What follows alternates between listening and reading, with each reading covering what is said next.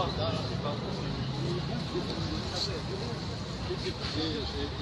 après, ils font le conscience et s'occuper au plus dur, les produits, de l'huile, et puis trop plus d'autres, de revenus.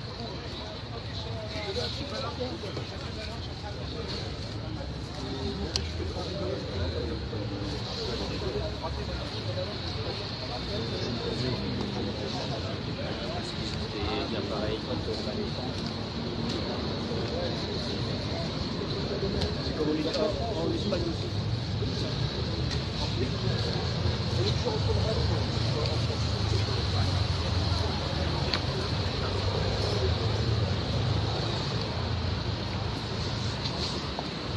Labdien visiem! Šodien paskatīsimies otrās dienas, kas tad ir noticis pilsētā, kas ir mainījies, kā tas izskatās pēc tieši tajā pašā vietā, pēc šī vakardienas lielajiem protestiem, kā jūs redzējāt tiešraidēs, kā šobrīd izskatās.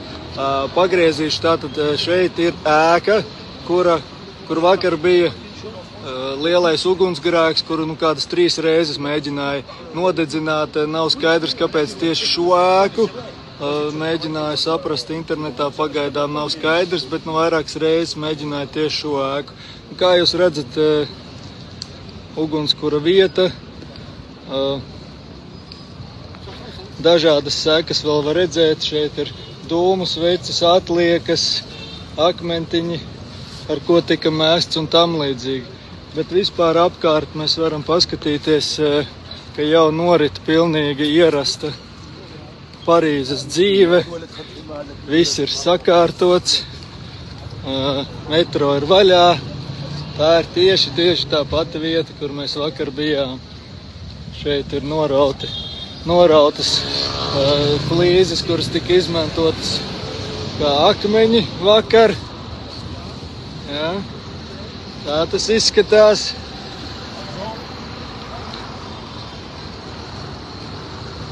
Tātad šeit bija viena no vislielākajām sadursmes vietām, ko mēs vakar filmējām. Tas notika tieši šeit, ja jūs atceraties, starp laukumu centru un tur tālāk stāvēja tātad šīs te policijas līnijas, un tad skrēja te pāri un protestētājs spieda atpakaļ. Vairākas pāriešu pāri, paskatīsimies. Šeit arī viss funkcionē, viss ir cilvēki apkārt, pilsētas dzīve rit savu gaitu. Aiziesim līdz tai vietai, kur mums bija arī šie te ūdens metēji, varēsim paskatīties, kas tur notiek. Redzēt skulptūru, arī ir plakāti, ir noņemti, kaut kāda lentīte tur ir palikusi šobrīd, bet tā tas izskatās. Kas tā par ēku? Tā ir ēka, kura vakar protestu laikā vairākas reizes mēģināja viņu aizdedzināt, beigās arī izdevās. Adrese 15. numurs, tātad Place de la Nation.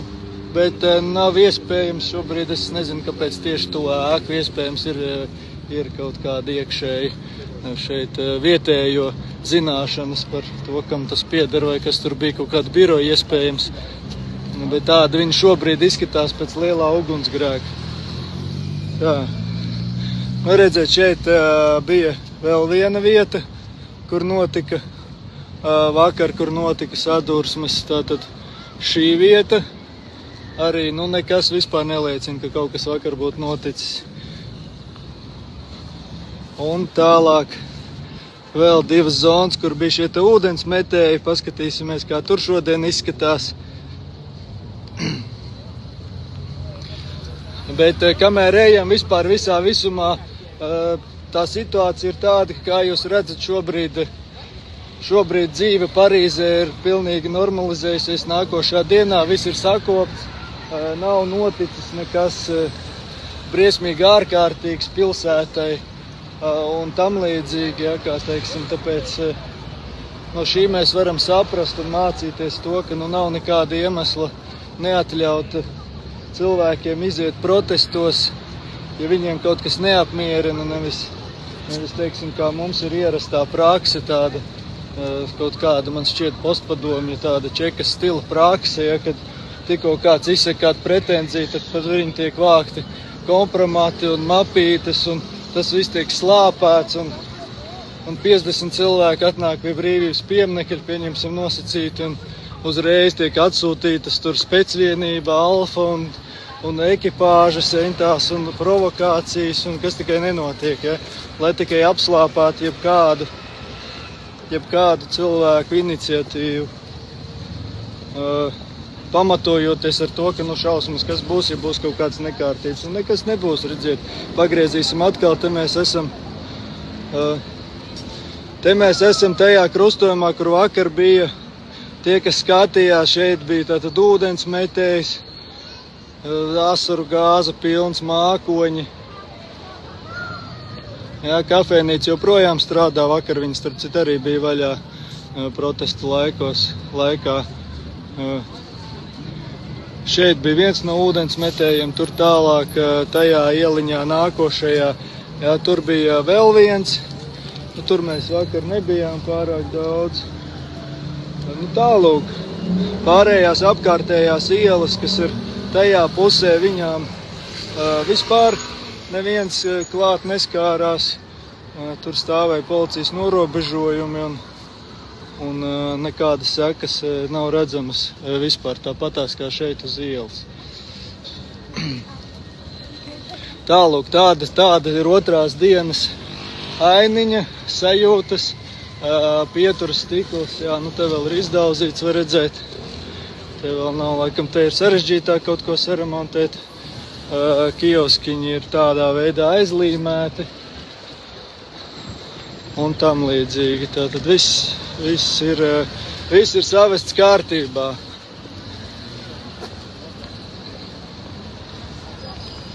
Līdz ar to, ko mēs varam no visu šī te pasākuma secināt vakardienas un šodienas, tas, ka nav nekāda pamatojuma neusticēties cilvēkiem. Protams, francūžiem šī te protesta pieredze ir ļoti, ļoti ilga, un ka tie, kas skatījās, redzēja, ka viss bija absolūti korekti. Arī cīniņš notika tikai starp tiem, kas gribēja agresīvi cīnīties, un starp policiju. Netika nekādi haotiski iejaukti citi cilvēki, kas to nevēlējās, cilvēki turpat blakus pārdesmit metru attālumā vienkārši piknikoja, ēd un tam līdzīgi. Ja? Nekā viss ir korekti ar savstarpēju cieņu, viens otram palīdzēja, un te jutās tāda īsta tautas vienotība.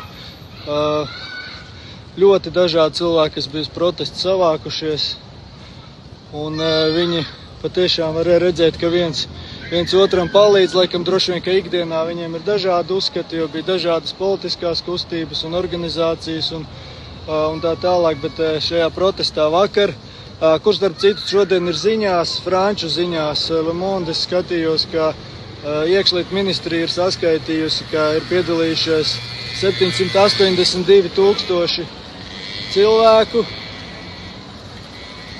Tātad no tiem Parīzē 550 000 vakar bija, tur, kur mēs bijām šeit protestos, 550 000 cilvēku piedalījās šajā gājienā Parīzē.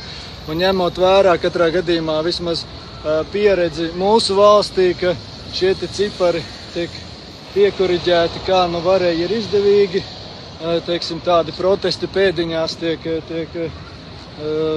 pievilkti lielāki cipari, visticamāk, ja, un teiksim, neizdevīgie, ir vairākas reizes bijis, ka cilvēki pārskaita, acīm redzam, tur tie cipari nesakrīt, tādi gadījumi izskatās, ka ir tāds sajūta, ka tie cipari tiek samazināti. Man ir tāds aizdomas, un šeit visticamāk iespējams arī ir kaut kas līdzīgs, tā kā, mēs varam teikt, ka vismaz 550 000 bija Parīzē vakar, vismaz, to arī oficiālā vara atzinusi. Tālūk, tā notiek protesti. Tie, kas vakar skatījās, šis ir tāds maziņš epilogs, kā izskatās nākošā dienā, kā arī notika paši protesti, kāda ir tautas tātad vienota nostāja šajā jautājumā un kā var protestēt. Ja? Kā pretstatu mēs varam redzēt, kā tas mums nesen notika Latvijā, kad šiem skolotāju protestiem kuriem sākumā faktiski bija jautājums protestiem vai protestiem pēdiņās. Tad šobrīd arvien vairāk izskatās, ka protestiem pēdiņās, jo kā izrādās, ja tad šodien tāda informācija ir parādījusies, ja tā ir taisnība, protams, ka šie protesti skolotājiem tika apmaksāti. Faktiski viņiem tika samaksāts ar mūsu kopējo tātad nodokļu maksātāju naudu caur budžetu, caur līdzdes budžetu. Šī diena tika apmaksāta, ja, jo, ja teiksim, ir streiks, tad tā diena juridiski netiek apmaksāta, bet skolotājiem it kā tika paslēpts zem šīs viņa tā kā tāda kompensācija, ja, ieslēpta iekšā, kā izskatās, bet faktiski, ja mēs noņemam nost šo ieslēpto, tad tas viss izskatās. Man personīgi tas izskatās kā vienkārši tāds apmaksāts padomju stila tāds maršs, kur visus saved ar autobusiem, vēl dienu apmaksā un izdala plakātus un vestes, un faktiski cilvēki paši neko nedara, atstaigā šo attālumu un aiziet mājās, attiecīgi arī rezultāts. Man tāds iespējas personīgi radās tad, un šobrīd ir tāda informācija arī parādījusies. Tātad tālāk savukārt vakar mēs redzējām, kad notiek tāda, ir tāda īsta neapmierinātība, un cilvēki patiešām ir vienoti vienā frontē. Tas nenozīmē, ka visi met dūmu sveces vai visi iet gājienā. Cilvēki ļoti dažādi veidus. Mēs redzējām, kā vakar notika protests, gan met ar akmeņiem, gan tie, kas gribēja agresīvāk. Man starp citu cilvēks vakar noskatīties, tiešām ļoti, ļoti jauks puisis paskaidroja, kā tas notiek angļu valodā, gan es tur patulkoju, kā tas notiek un kāpēc viņi iet pa priekšu šie te agresīvie. Viņiem ir sajūta, ka viņus savādāk nedzird, ja, un savukārt citi cilvēki grib mazliet mierīgāk un nav nekāds, teiksim, savstarpējs konkurēts vai tam līdzīgi. Katrs protestēja, kā viņš vēlās. Bija posmi, kas dziedāja dziesmas, bija cilvēki, kas vienkārši nogāja gājienā un izklīda. Ļoti, ļoti dažādi, bet tā vienotība viņa bija redzama uz katra soļa, burtiski pat teiksim, ja kaut kas nejauši, es nezinu, tur atleca vai trāpīja kādam cilvēkam, kas nebija burtiski tieši gatavojies iesaistīties šajās kaujās, tad arī ne tikai policija, bet arī šie protestētāji agresīvākie uzreiz palīdz tam cilvēkam un viņu pieceļ kājās, tur paved malās, palīdz tikt galā ar asaru gāzi, vai bija cilvēki arī no malas, kas uzreiz piedāvāja, ja kāds bija cietis, kāda pārsēja vai tam līdzīgi. Man pašiem pienāca klāt arī cilvēki un palīdzēja iepūta kaut kādu līdzekli, lai vieglāk tiktu galā ar asaru gāzi, jo es tur jau sāku maldīties tā, ka nevarēju saprast, kur es atrodos vienu brīdi. Tālūk, tādi ir secinājumi, mani individuāli, man ir radies tāds iespējas par mūsu pēdējiem notikumiem, un tāds iespējas ir radies par notikumiem šeit, lūk. Tādi secinājumi no Parīzes. Paldies visiem, kas skatījās, noskatīties noteikti iepriekšējās dienas tiešraides, padalāties, un tad jums būs pilns, teiksim, šis te iespējas, kā pašiem izvērtēt, kā jūs redzat, kas notika. Es centos daudzpusīgi atainot šos te protestus vakar, lai katrs pats var izvērtēt, kā viņam izskatās. Lai nebūtu šī te vienpusējā informācija pievilktā, kā kuram izdevīgāk, ja? Tālūk, labi, visiem paldies, kur vēlreiz parādu. Visrakākā vakardienas vieta, ja? Viss ir kārtībā, viss noris, nekas nav noticis, nav bedri asfaltā vai kaut kas tam līdzīgs. Tā, paldies visiem un piesakojieties obligāti, nospiediet follow pie mana profila un nospiediet like un share obligāti šīs lietas, lai mūs redz pēc iespējas vairāk cilvēki. Paldies visiem. Čau.